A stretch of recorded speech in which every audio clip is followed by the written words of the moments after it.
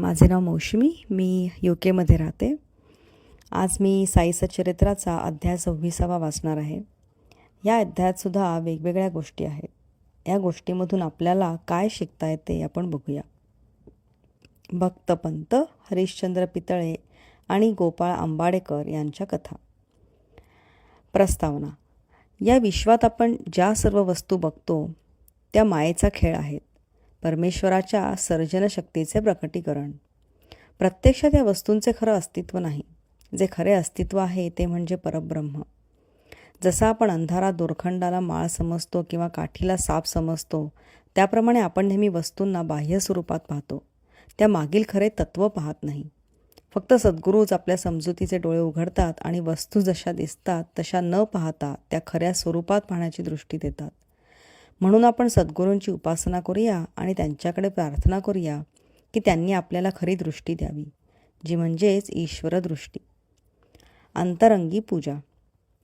हेमाडपंतांनी आपल्याला एक नवीन प्रकारची पूजा दिली आहे. ते म्हणतात, सद्गुरूंच्या चरणांना आनंदाश्रूंच्या उपदार पाण्याने धुऊया. त्यांच्या शरीराला शुद्ध प्रेमाच्या चंदनाने सुगंधित करूया.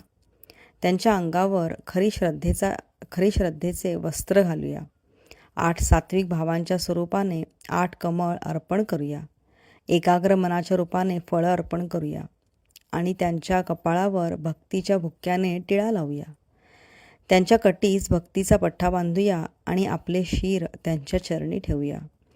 अशा प्रकारे सद्गुरूंची दागिन्यांनी सजावट करून आपण आपले सर्वस्व त्यांना अर्पण करू आणि भक्तीच्या व्याजनं त्यांना उष्णतेपासून आराम देऊ. अशी ही आनंदमय पूजा करून आपण प्रार्थना करूया. हे गुरुदेव, आमचे मन अंतर्मुख करा. त्याला आत वळवा.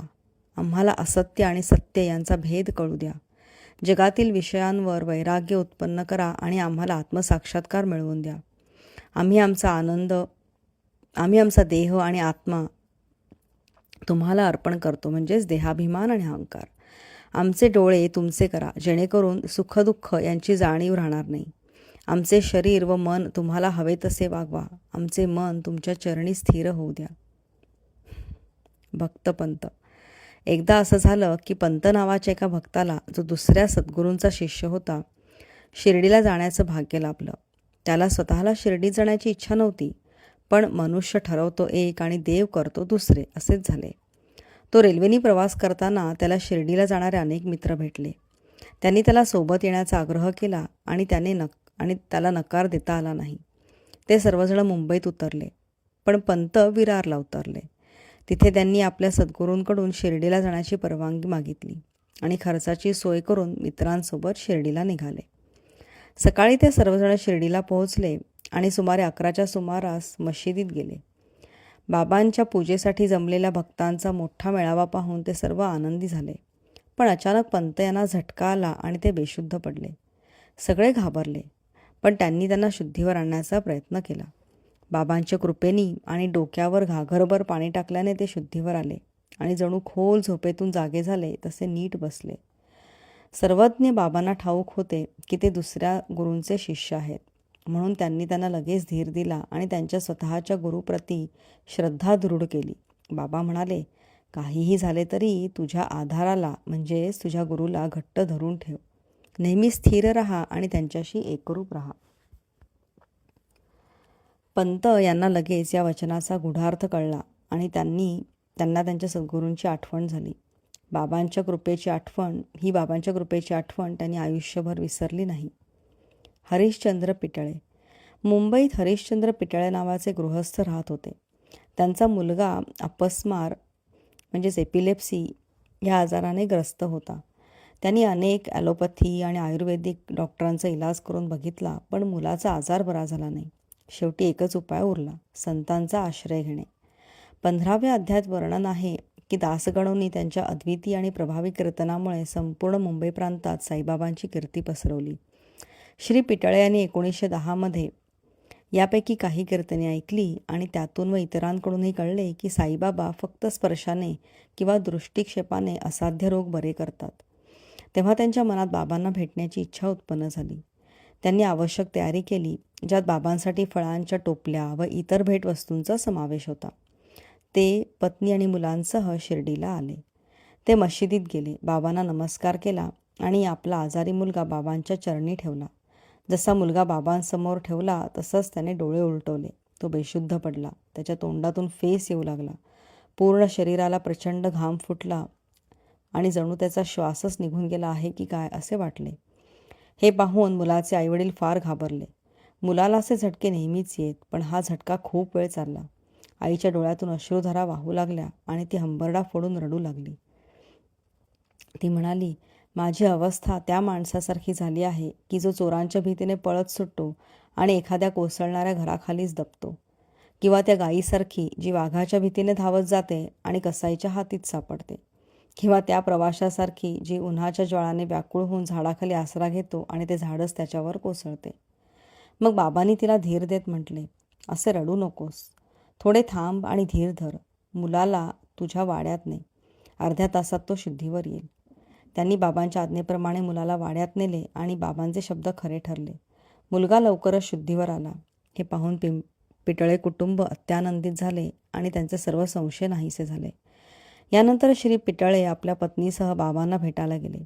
त्यांनी बाबांना साष्टांग दंडवत केला आणि अत्यंत विनम्रपणे बाबांच्या चरणांना दाबू लागले.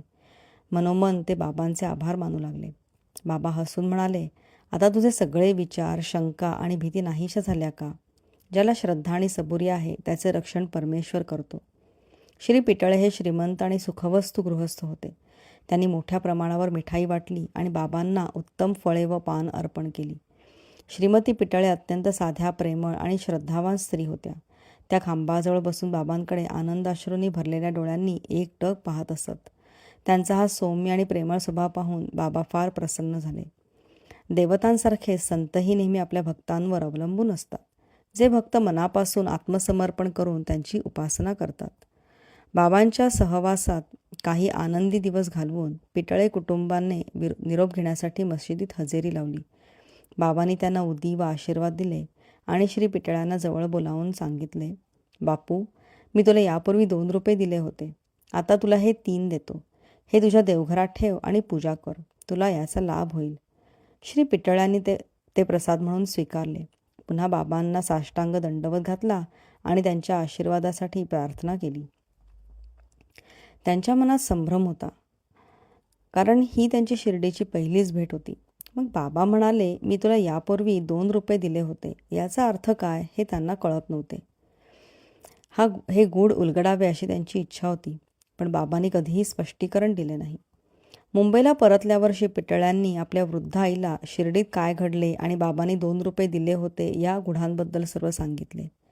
आईलाही सुरुवातीला याचा अर्थ समजला नाही, पण थोडा गंभीर विचार केल्यावर तिच्या लक्षात एक जुना प्रसंग आला आणि गूढ उलगडले. ती आपल्या मुलाला म्हणाली, जसा तू आत्ता आपल्या मुलासह साईबाबांकडे गेला होतास, तसाच तुझे वडील तुला अनेक वर्षांपूर्वी अक्कलकोटला महाराजांच्या दर्शनासाठी घेऊन गेले होते. ते महाराजही सिद्ध होते, परिपूर्ण योगी, सर्वज्ञ आणि उदार होते. तुझे वडील शुद्ध व भक्तिमान होते आणि त्यांची पूजा त्यांनी स्वीकारली. तेव्हा त्यांनी तुझ्या वडिलांना 2 रुपये देवघरात ठेवून पूजेसाठी दिले. तुझ्या वडिलांनी मृत्यूपूर्वी त्यांची तशीच पूजा केली, पण त्यांच्यानंतर ती पूजा दुर्लक्षित झाली आणि ते रुपये हरवले. काही वर्षात त्या 2 रुपयांची आठवणही नष्ट झाली. आणि आता तू फार भाग्यवान असल्यामुळे अक्कलकोट महाराजांनी साईबाबांच्या रूपाने तुझ्यासमोर प्रकट झाले आणि तुला तुझे कर्तव्य आणि पूजेची आठवण करून द्यायला आणि तुझ्या सर्व संकटांना दूर करण्यासाठी ते प्रकट झाले. आता पुढे सावध राहा. सर्व शंका आणि वाईट विचार दूर कर. आपल्या पूर्वजांचा मार्ग अनुसर. योग्य वर्तन कर. घरातील देवांची आणि त्या रुपयांची पूजा चालू ठेव आणि संतांच्या कृपेचा अभिमान बाळग. साई समर्थांनी तुझ्यातील भक्तीची ज्योत पुन्हा प्रज्वलित केली आहे. तिला जोपास आणि त्याचा लाभ घे. आईच्या या वचनांनी श्री पिटळे फार आनंदित झाले. त्यांना बाबांच्या सर्व व्यापकतेचा आणि त्यांच्या दर्शनाच्या महत्त्वाचा दृढ विश्वास बसला. त्यावेळेपासून ते आपल्या आचरणाबद्दल फार जागरूक झाले. पुढची गोष्ट. श्री अंबाडेकर. श्री गोपाल नारायण अंबाडेकर पुण्यातील बाबांचे एक भक्त होते. ते ठाणे जिल्ह्यातील अबकारी विभागात 10 वर्षे काम करत होते आणि नंतर निवृत्त व्हावे लागले. त्यांनी दुसऱ्या नोकरीसाठी प्रयत्न केले, परंतु तो प्रयत्न यशस्वी झाला नाही. त्यांच्यावर नानाविध संकट आली आणि त्यांची परिस्थिती दिवसेंदिवस खराब होत गेली. ते 7 वर्ष अशा परिस्थितीत धरून राहिले होते. दरवर्षी शिर्डीला जात आणि आपल्या दुःखाची बाबांसमोर नोंद करत. 1916 साली त्यांच्या परिस्थितीची उणेच्याच जागी झाली आणि त्यांनी शिर्डीतच आत्महत्येचा निर्णय घेतला.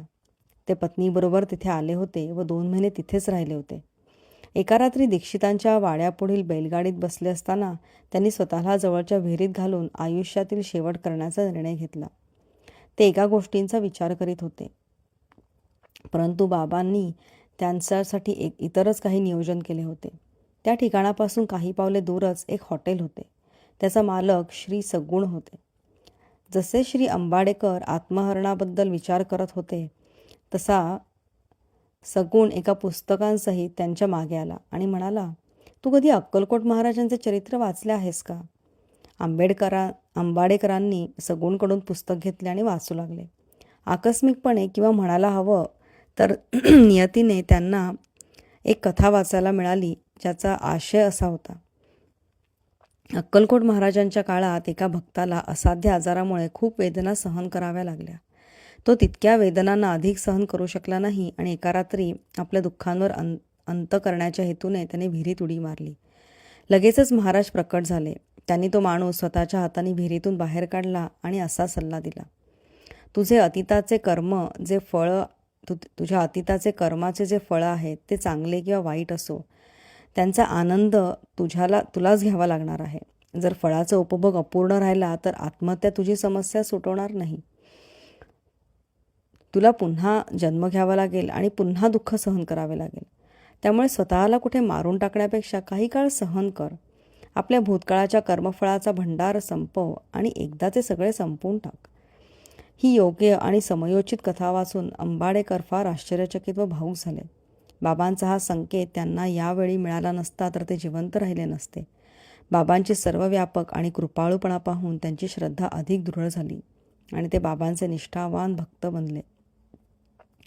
त्यांचे वडील अक्कलकोट महाराजांचे भक्त होते आणि साईबाबांना त्यांना त्यांच्या वडिलांच्या पावलावर पाऊल ठेवून भक्तीचा मार्ग चालवावा असे वाटत होते.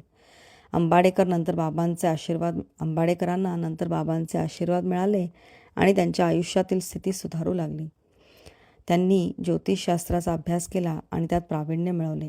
त्यामुळे त्यांचा उदरनिर्वाह सुधारला. त्यांनी पुरेसा पैसा मिळवला आणि पुढील आयुष्य सुखाने व समाधानाने व्यतीत केले. श्री साईनाथ महाराज की जय. सर्वांना शांती लाभो.